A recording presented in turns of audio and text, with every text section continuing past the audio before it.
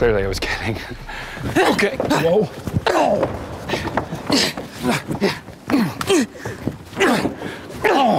Whoa.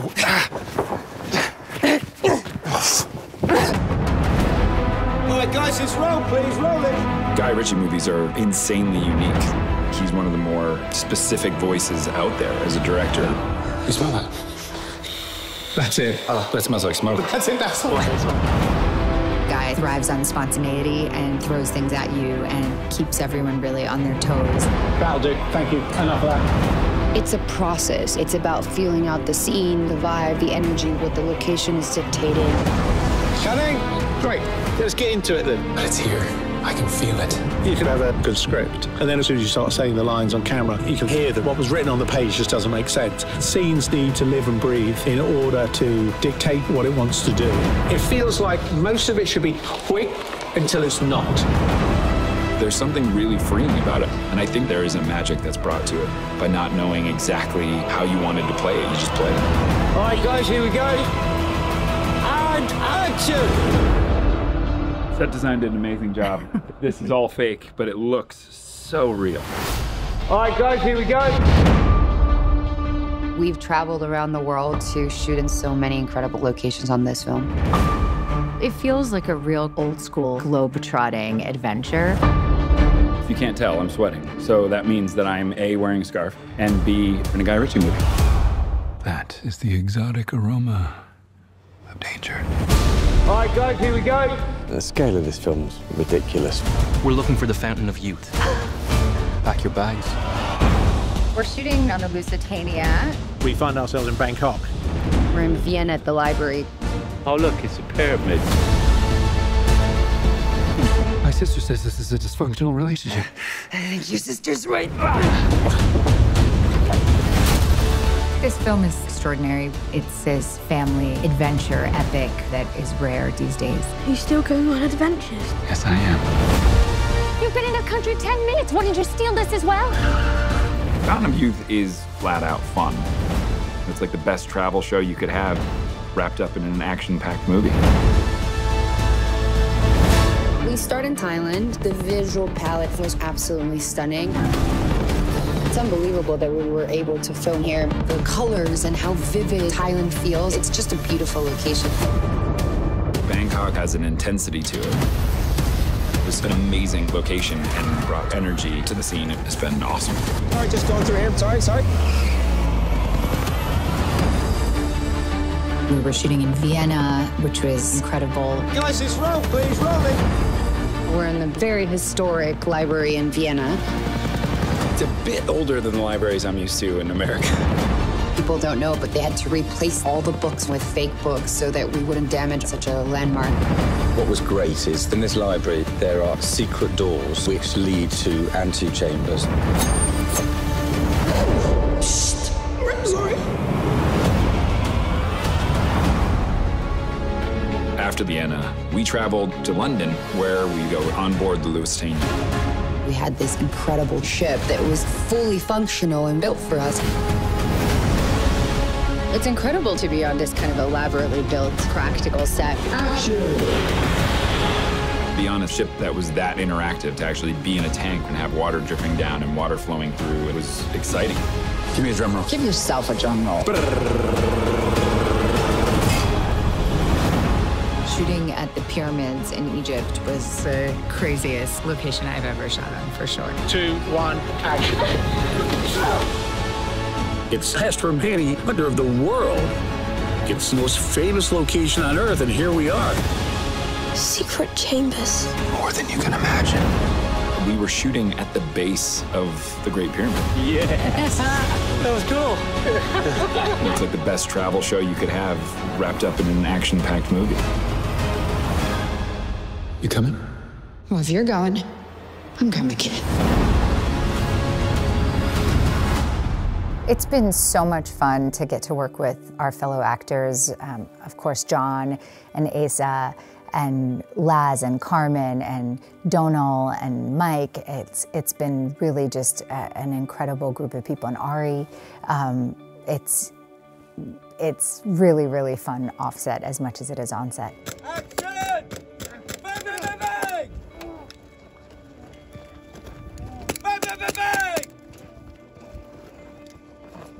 Get down! The real prize is in the journey. It's not at the thing that you get at the end of the ride. And I thought that was such an interesting take on an adventurer, and the idea that you can apply that to your real life. That are you living life to your fullest? Not necessarily to say that you have to have a gun battle at the base of the pyramids to really be living life, but are you challenging yourself? Are you allowing life to let itself in fully? And I think that's what's really fun about Luke. The sort of character that Guy and I had talked about was someone who's really fun-hearted and looking forward to anything, and nothing's impossible. And he's up for a little bit of danger. And he sort of has a wink mentality towards life. Everything's got a wink to it, which I really, really love. And like I said, the juxtaposition with Natalie's character is really fun, because I think I see her in the beginning as sort of a stick in the mud, and then I bring her along in this adventure, and you realize that he adores his sister and really looks back on the days that we used to adventure together, and he misses it. So it's not as fun to do it alone. And so when she actually joins him on this one, it starts a whole new type of adventure that's much more than what he's used to. And action!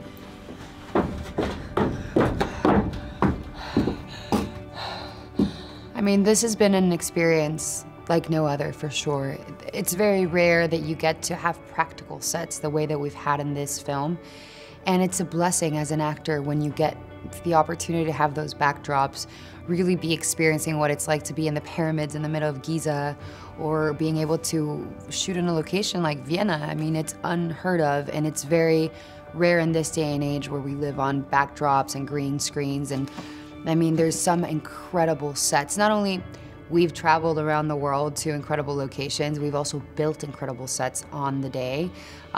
We're in the Warner Brothers lot in Leavesden, and this is one of the most iconic sets in studios of around the world, really, in the UK. And so we have a lot of these stages. We had this incredible tank work built. I mean, we had a wrecking ship that was fully functional, and we were inside this fully functional, beautiful ship built for us. And so it is just an amazing work that is being, you know, a lot of people put their heads together and work endlessly, and hours come into building these sets and creating them. So we are so lucky that we've been able to have so many practical sets.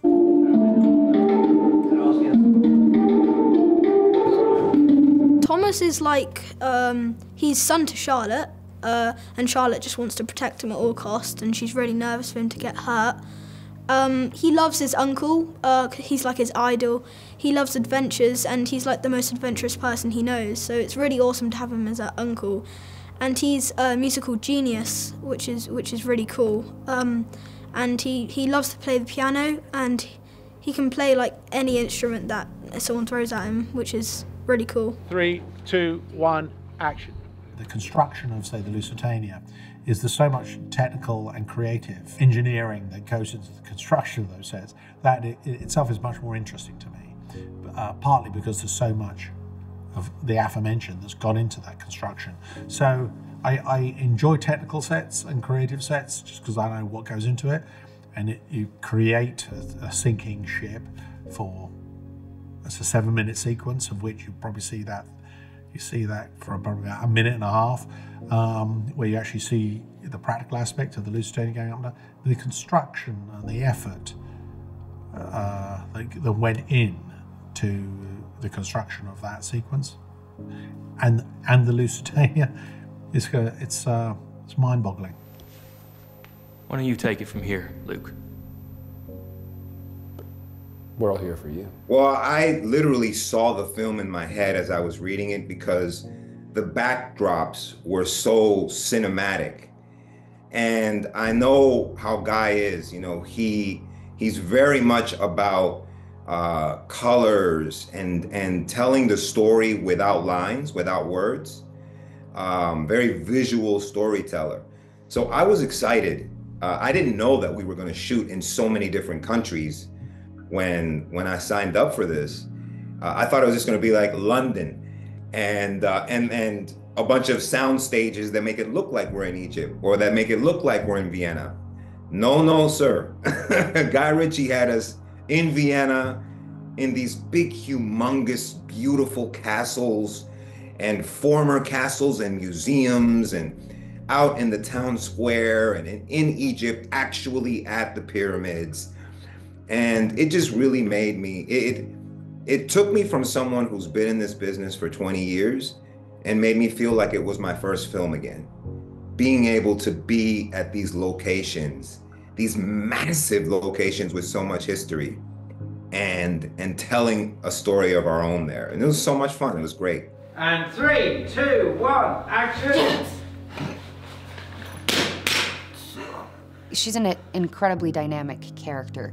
She obviously comes across as one thing, and we don't really know what her intentions are, and obviously she's following John's character throughout the story, and we're trying to really distinguish between her being a good person or a bad person.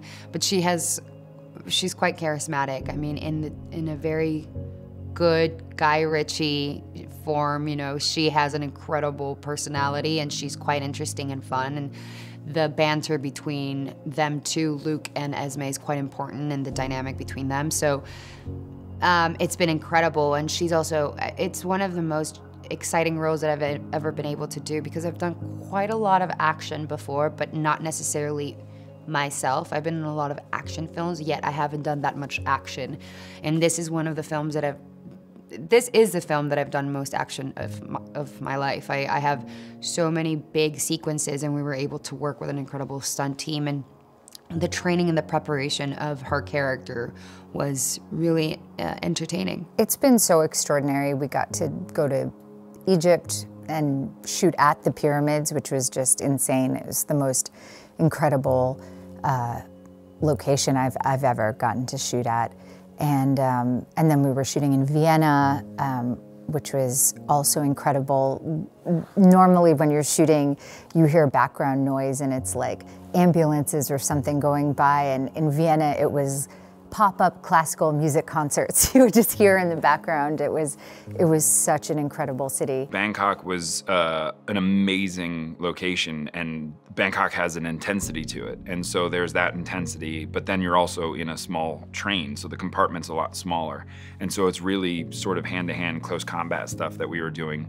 And, you know, her character's clearly well-trained. My character has probably been trained in pub fights or bar fights, and not much more. And so the two styles is really fun, and basically there's a survival instinct to it for my character, because I'm not really sure what I'm doing. It's just about getting out alive. And her character is much more capable and much more planned out. So after the train sequence, I somehow escape. And so when she sees me back in the library, she's making sure that that doesn't happen again. And so that fight becomes much more Eiza's fight. And to have a full-blown, full-throttle fight scene in the middle of such a beautiful library, in the National Library of Austria, was insane. I've been doing this for so long that you kind of look at everything as, okay, you want me to jump off a mountain today? No problem.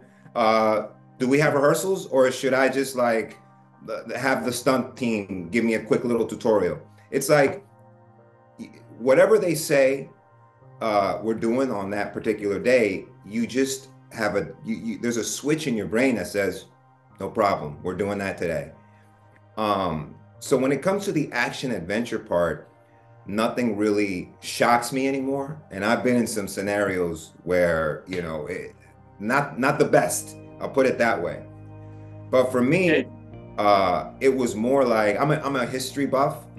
Like when I grew up, my mom had me playing piano, and like to be in Vienna where Beethoven like grew up, you know, and played, you know, and Haydn and Mozart and all these people, like to know that these people walked these same streets at one time, and our hotel was right next to the opera, the Vienna Opera. That to me is what blew my mind, to be perfectly honest with you. Like anything we did on set was nothing compared to me being there and saying, oh my God, this is Mozart's apartment. You know, like you can rent a bike and ride all around Vienna in like a couple of hours. And I did that. And so, you know, just to be completely candid, those were the moments that stuck out the most about this film was and I really do think that in a film like this, location is a character of the movie. And that's what it gives us as performers. You know, like when we're crawling out of a sewage system in the middle of Vienna, we were really crawling out of a real sewage system in the middle of Vienna, dressed up as a construction worker. Like we were really doing that. And so that to me is what gives this movie texture beyond the fantasy and the lore of the storytelling. It's a different way of making a film than I've been a part of before, so it really is a question of turning up and going with the flow, finding out what the set is, what Guy feels the new feel of the scene should be, and kind of the pace of it is remarkable. They shoot incredibly quickly, not many takes, and they're editing as they go. So like the next day they can find out if they have everything they needed from the day before, and if not, then they can kind of add to it as they go. So it's really been a mad adventure, but being open to the process has kind of been the joy of the whole thing. So I've really enjoyed that. The Fountain of Youth is just this complicated, well actually it's not complicated. It's a very simple dance between truth and illusion. So the Fountain of Youth in the end just means infinite life. The youth is there to represent the infinite and life. Those two sort of are comparable. So there's enough in there that you can feel it intuitively, that there's something evocative, and there's a principle unconsciously that lurks within you that makes it attractive. And simultaneously, you can just enjoy the cosmetic ride to dance between what's vertical and what's horizontal. Now, I appreciate what I'm saying. It might be quite hard to grasp, but there's a part of us that that understands that, although you can't articulate that position. The more you articulate it, the less you understand it. Charlotte, how have you been? Well, that might take a while. We haven't spoken in a year. Just thought a brother would want to see his sister. Are you in trouble? Now, why would you say that? You only call when you're in trouble. That's not true.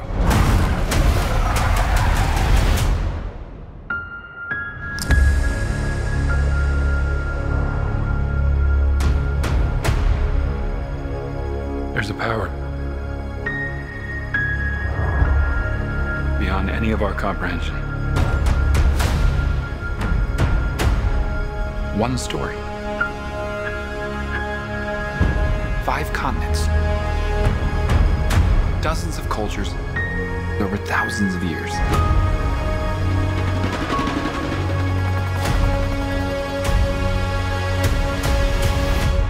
And which genius will explain to me why I'm here? Keep the cat in the bag until I release it. Yeah? Great.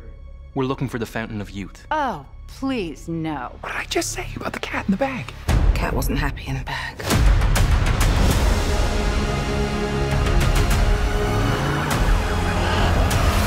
It's here. I can feel it. There's a reason the fountain was hidden. He can't succeed.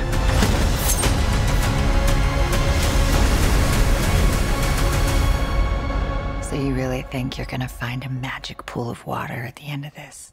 I don't know. But I think you want to find out.